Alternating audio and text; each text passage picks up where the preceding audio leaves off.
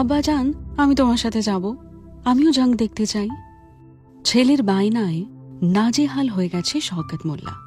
এইটুকু একটা ছেলে, সে নাকি জং দেখতে চায়।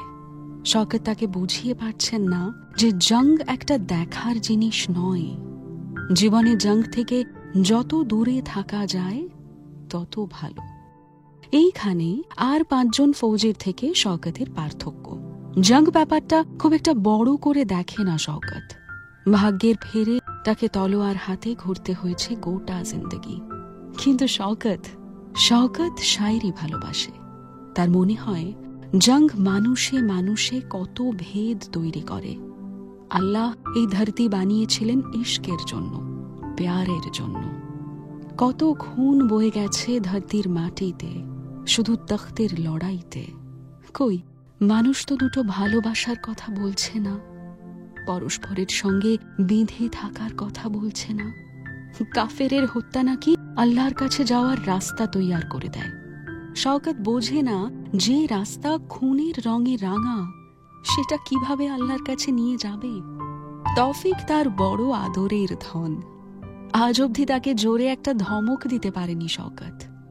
মা মরা ছেলেটাকে নিজের সবটুকু ভালোবাসা উজাড় করে ভালোবাসে শওকত।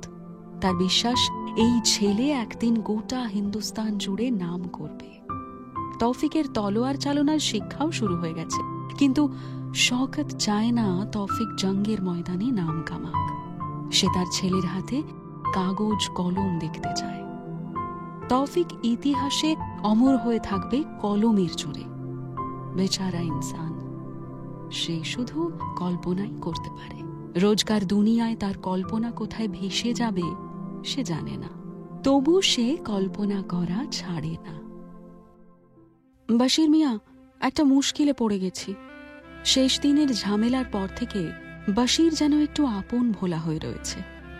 নিজাম আজ তাকে ডেকে পাঠিয়েছে, কিন্তু তার কোনো ভাবান্তর নেই। যেন কিছু একটা ভেতরে ভেতরে অস্থির করে তুলছে বশিরকে। তার মধ্যে শওকতের কথা শুনে সে খানিকটা বিরক্ত হলো। কি হয়েছে শওকত? কাল ফৌজে বেরোবে, এখন তুমি মুশকিলের কথা বলছো? না মিয়া, তেমন কিছু নয়। আসলে আপনার কাছ থেকে একটা মশওরা নিতে এসছি। বলো কি জানতে চাও? কিন্তু হাতে বেশি সময় নেই। আসলে ছেলেটা আমার সাথে যেতে চাইছে, কি করব বুঝতে পারছি না। তুমি কি পাগল হয়েছো শওকত? বাচ্চা ছেলেকে নিয়ে জঙ্গের ময়দানে যাবে? না তুমি জঙ্গে মন দিতে পারবে, না তোমার ছেলেটা ঠিক থাকবে। আমি সব জানি জানাম, কিন্তু এবারে মনটা যেন কেমন করছে। তোমার বাড়িতে অরেথ নেই? না, বিবির ইন্তেকাল হয়েছে 4 মাহিনা হলো। ওই জন্যই তো। শাদি করনি আর? অবাক হয়ে জিজ্ঞেস করলেন বশির। এই সময়ে বেহেশতে যাওয়া বিবির জন্য মন খারাপ করে শাদি না করাটা ভীষণ তাজ্জব ব্যাপার। পুরুষ মানুষ আবার এইসব কবে থেকে শুরু করলো? না জানাব, আমার মন বলছে যদি না ফিরতে পারি। জানাব, আপনি একটু নিজামকে বলবেন। ওখানে তো অনেকে থাকবে শুনলাম জেনা না যাচ্ছে আলাদা করে আমার ছেলেটাকে।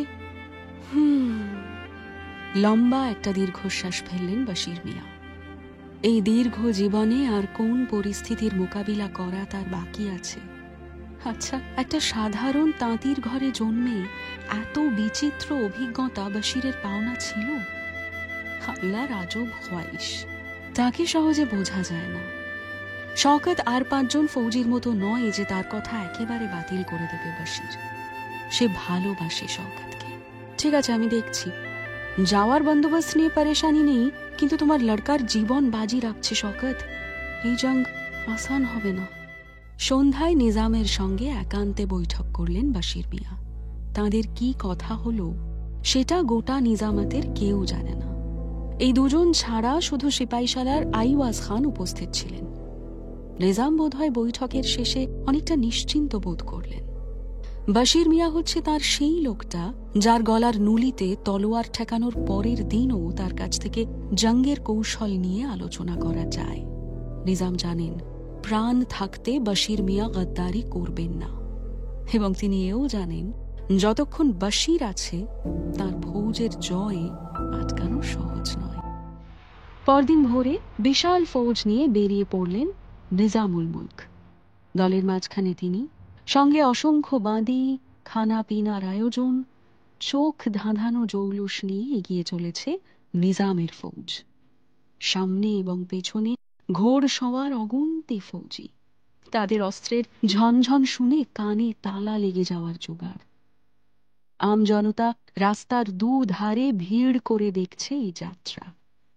তারা জানে না কিসের যুদ্ধ, তারা জানে না তাতে তাদের আদৌ কোনো লাভ আছে কিনা। আল্লাহ বোধ হয় এদের শুধু দেখতেই পাঠিয়েছেন।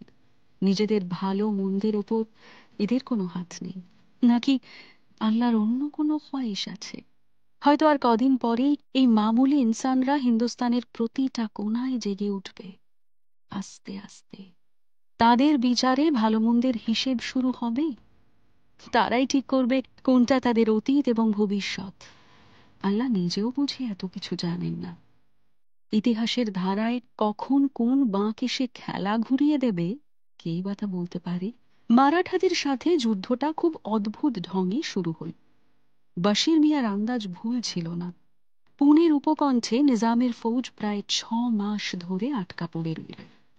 মারাঠাদের যুদ্ধ করার ধরন যেন মৌমাছির মতো।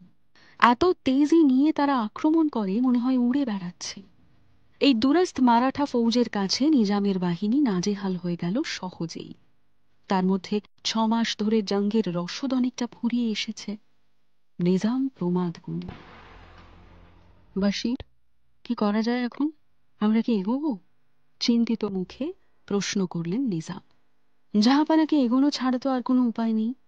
এই অবস্থায় হায়দ্রাবাদের দিকে ফেরা মানে খুদখুশি করা। আইওয়াজ বলল, কিন্তু ওরা তো অনেকটাই ঘিরে ফেলেছে আমাদের। আইওয়াজ খানের রাতের ঘুম উড়ে গেছে। বশির বলল, জানাব, এই কায়দা ওদের বরাবরের। এর সঙ্গে যুঝতে গেলে এগোনো ছাড়া উপায় নেই। পাল্টা আঘাত না করলে কোনো লাভ হবে না। নিজাম সম্মতি জানালেন। এখান থেকে আরো এগিয়ে যাওয়া ছাড়া উপায় নেই। যদি কিছু করতে হয় তবে ওদের ঘরে ঢুকেই করতে হবে। এই গোটা জঙ্গে দেখার মতো টক্কর দিচ্ছে শওকত। তার অধীনে থাকা ফৌজ অদ্ভুত শক্তিতে লড়ে যাচ্ছে। শওকতের জন্যই একদিকে নিজাম অনেকটা নিশ্চিন্ত হয়েছেন। রোজ রাতে তৌফিক তার আব্বাজানকে জঙ্গের খুঁটিনাটি জিজ্ঞেস করে। তার জলজলে চোখে যুদ্ধের নিখুঁত ছবি আঁকা হয়ে যায়। শওকত বোঝে ছেলে বড় হচ্ছে। জঙ্গের ময়দান এমনই এক জায়গা, খুব সহজে মানুষের বয়স বাড়িয়ে দেয়, তাকে অভিজ্ঞ করে তোলে। বছরের বর্ষাকালটা নিজামের ফৌজকে নাস্তানাবুদ করেছে। বশির এই আশঙ্কা করেছিল আগেই, কিন্তু তাতে কোনো লাভ হলো না। তবে লড়াই ছাড়লেন না নিজাম। ততদিনে সাম্ভাজি তার সাহায্য তুলে নিয়েছেন। নিজামের ফৌজ পালখেড়ের জলহীন গ্রামে গিয়ে আটকা পড়ল। বাজিরাও বল্লার বুঝি এইটাই চাইছিলেন। শেষ লড়াই হলো পালখেড়ে। হা ক্লান্ত নিজামের ফৌজ সাধ্য মতো লড়াই করল।